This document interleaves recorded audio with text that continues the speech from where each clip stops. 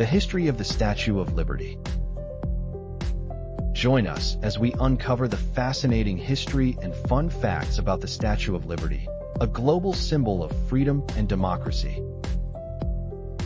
The Statue of Liberty, a gift from France to the United States, was dedicated on October 28, 1886. Designed by sculptor Frederick Auguste Bartholdi, it stands 305 feet tall from base to tip of the torch.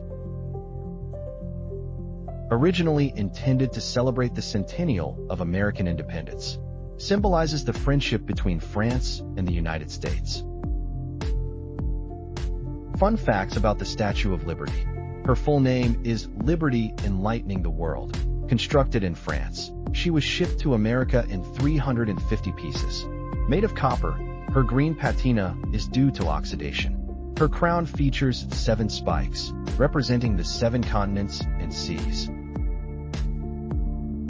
Since her unveiling, Lady Liberty has welcomed millions of immigrants arriving by sea, standing as a powerful symbol of hope and freedom.